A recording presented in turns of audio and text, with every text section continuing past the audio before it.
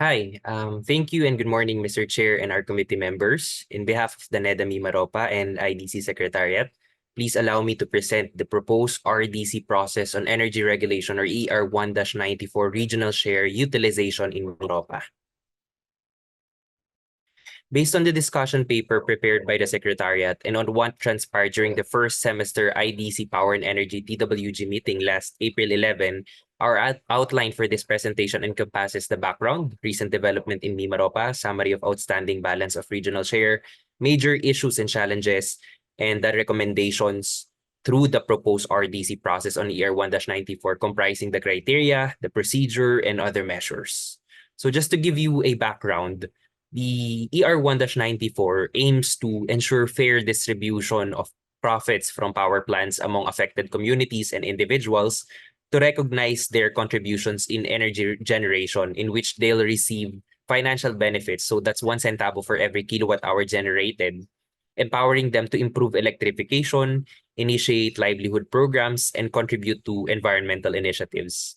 And mandated by the EO 325, the RDC MIMAROPA reviews, monitors, evaluates, and coordinates the region's development plans, programs, and projects to ensure sustainable socio-economic development in MIMAROPA. In a particular DOE, Department Circular, the RDC specifically assigned the responsibility to identify the beneficiaries within the region for the allocated regional share of profits from power plants. Therefore, the RDC MIMAROPA, through the NEDA MIMAROPA as its socio-economic policymaking and planning technical arm, plays a crucial role in overseeing the effective implementation of ER1-94, specifically in formulating policy recommendations to address issues and challenges in the utilization of the regional share, thereby promoting sustainable development within the region. Now, just some recent development in ER1-94 in our region. Just last year, 2023, isa pa lang, we already have one designated beneficiary. That's a non-host beneficiary, which is Bongabong Municipality, to utilize the regional share from the Philippine Hybrid Energy Systems Incorporated, or FESI.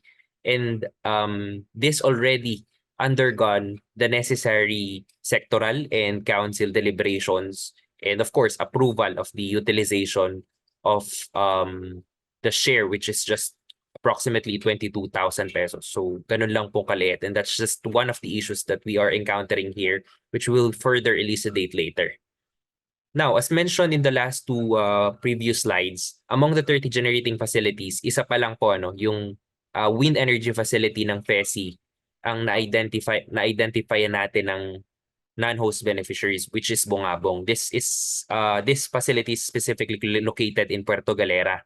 So with that, there is a need for our council to really prioritize identification of beneficiaries for the other remaining 29 generating facilities in a radiating manner, which means giving preference to non-host communities. Just like in this case, the FESI's wind energy power facilities located in Puerto Galera, ang kanyang beneficiary ay ibang municipality, kaya siya natawag na non-host beneficiary because other host beneficiaries already had guaranteed share from other level shares. So we are following the radiating manner. So there is a need to prioritize the identification for the other remaining generating facilities. And in order to do that, the RDC needs to adopt and implement a streamlined RDC process that efficiently facilitates the utilization of regional share, which later we will broaden our discussion. But before that, in the meantime, let's first take a look at the summary of outstanding balance of ER1-94 regional share as part of the regulation coverage. Overall, based on the analysis on the disaggregated amount, which has a total of approximately 1 million each for the DLF and the RWMHEEF of the 30 power generating facilities, it indicates inadequacy in funding for identifying and ultimately executing impactful projects. So medyo maliliit lang po talaga. Even yung highest natin is 161,000 na, while yung pinakamaliit is as low as 162 pesos lang, 100 lang So these are just some of the challenges na na-encounter natin. And speaking of challenges, these are the major issues and challenges encountered on ER1-94 implementation sa ating pong rehiyon. So I'll no longer delve into details in this 4. Pero basically, yung major issue natin dito is yung 1 and 2. Firstly, limited amount of share. As mentioned, 22,000 lang yung kanina sa bungabong ano. So this inhibits the effectiveness in identifying tangible community projects, thereby hindering the effective utilization of regional share and execution of impactful projects. So this challenge is coupled with accompanying administrative costs, chargeable pa rin siya dun sa mga fund natin like DLF and RWMH-EEF. Pangalawa is yung complexities in procedure on establishing number of MOAs. So this is very challenging, ano?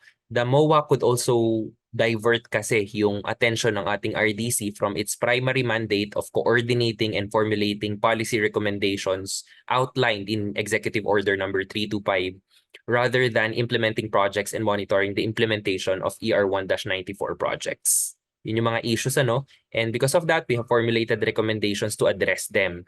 That's through the proposed RDC process on ER1-94 regional share. Hence, we anticipate the adoption and implementation of this process to further enhance yung efficiency in managing the regional share. Basically, it only comprises 3 parts: the RDC criteria, the RDC procedure, and other measures. Let's discuss the first part, which is RDC criteria. We have 2 in this one: the beneficiary selection na RDC or council mismong magsasagawa, and yung project review and assessment to be conducted by the RDC sectoral committees. First, the beneficiary selection, meron lang din dalawa: prioritization of non-host community. As I mentioned a while ago, we are following the rating manner. As much as possible, we prioritize yung mga non-host communities dahil yung mga host communities already has guaranteed share from other level shares. Ano po? That's the first criteria. Pangalawa is yung availability of funds. So long as the Development Livelihood Fund and the Reforestation, Watershed Management, Health and Environmental Enhancement Fund is available, pasok na po tayo for this criteria. Pangalawa naman, yung criteria natin for project review and assessment to be facilitated by the sectoral committees, whether Development Administration Committee siya, Economic Development Committee, Infrastructure Development Committee, or Social Development Committee, kung kaninong appropriate sectoral committee naka-lodge. Ano? So ito po yung mga criteria. Aside dun sa mga enumerated criteria ng ER1-94 tangible projects, under Section 10.3.2 of the Department Circular of DOE, yung 4 na na-mention doon, di ko na po isa-isahin.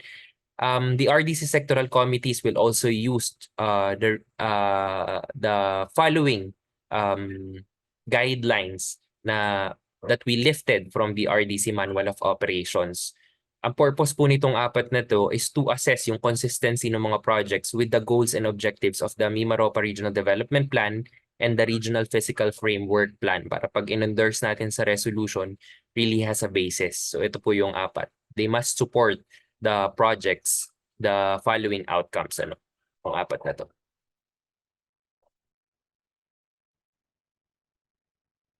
Okay, the second part is the proposed RDC procedure. So we formulated 7 procedures as outlined as follows. First one is the RDC MIMAROPA shall issue a call for proposals, evaluation, and identification of projects of potential beneficiaries. Preferably non-host beneficiary as mentioned, or the GENCOs or ERDs themselves may endorse potential beneficiaries. So the pre-selection of eligible beneficiaries should be in accordance with the criteria prescribed by the RDC as previously discussed. So the pre-identified beneficiary shall submit the following to the appropriate RDC sectoral committee, or pwede rin naman sa RDC Secretariat through the NEDA MIMAROPA, at sila na lang bahalang mag-designate kung kanino naka-lodge na sector. This is for the purpose of consolidation, review, and assessment. So ito yung 5 kailangan i-submit.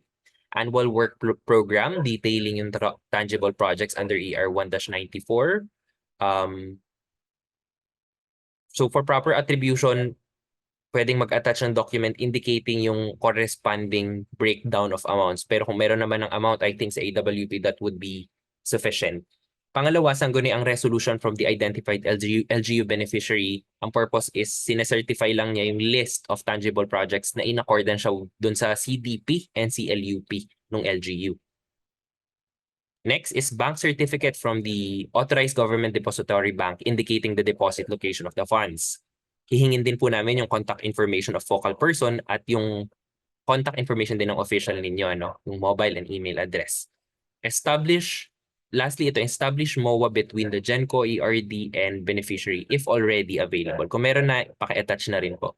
So, pangatlo, the appropriate RDC sectoral committees, yung apat na, maalin man sa kanila, shall review na and assess yung mga ER-1-94 projects na nandun sa AWP using yung mga criteria and respectively endorse them to the RDC for the utilization of ER-1-94 regional share. Again, the purpose of this is to ensure the alignment of said projects with relevant regional plans such as yung RDP and RPFP. Pangapat, so this is crucial. Ito na yung legal instrument natin, yung RDC MIMAROPA shall pass a resolution contemplating the following clauses or resolutions. Primarily, yung approval, ito yung pinaka-major clause. Approval of the utilization of regional share from the DLF and or RWMH-EAF to implement ER-1-94 projects serving as the notice of fund allocation as well in accordance with the law. Pangalawa, i-endorse din yung mga identified eligible LGU beneficiary natin with corresponding submitted documents nila dun sa mga GENCOs natin siya i-endorse. Pangatlo, certification of course na consistent siya nga dun sa ating RDP and RPFP. Panglima, the GENCO and ERD will directly remit na yung regional share funds to the trust account or general fund account of the beneficiary.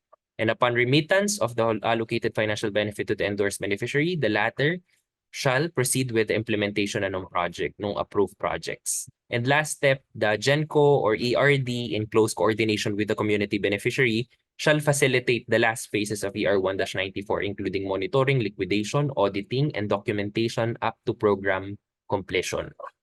Okay? Now, this is the third part of our proposed RDC process, the other measures. No, we also explored during the TWG technical working group on the power and energy meeting last April 11 on the optimization of ER-1-94 utilization by fund accumulation. So meron po tayong two modes. First is accumulating funds over time. So the purpose of this is just an individual power producer, is to ensure that a sufficient amount is reached for impactful projects. So this is just for the purposes of coming up with substantial amount for tangible projects. Another strategy is yung pooling or combining shares across power producers to amass a larger fund earmarked for specific projects. So those are the two modes of fund accumulation. And last measure that we have is streamline MOAs for enhanced efficiency. So we have formulated policy recommendations to standardize practices nationwide na among sa lahat ng RDCs in coordination with the DOE. So this involves establishing yung MOAs directly between the GENCOs or ERDs and LGU beneficiaries, with the councils or RDCs only using resolutions as the legal instrument for authorizing the utilization of regional share and only serving as a witness in the MOA. So the emphasis is on simplifying procedural aspects to enhance efficiency, and yun nga, para hindi na rin malihis ang RDC sa tunay nitong mandato. In relation to that, just last week po, the NEDA Regional Development Group already requested inputs from all the RDCs through their respective NEDA regional offices regarding sa ER-1-94. And we are pleased to inform po the body that through our region's provided updates, we were able to convey this specific policy recommendation, which hopefully receive favorable adoption for streamlined and uniform process across all RDCs hosting regional shares of ER-1-94. So that's a wrap for this presentation, Mr. Chair and committee members. The action requested is to recommend approval and adoption to the RDC. Thank you very much po.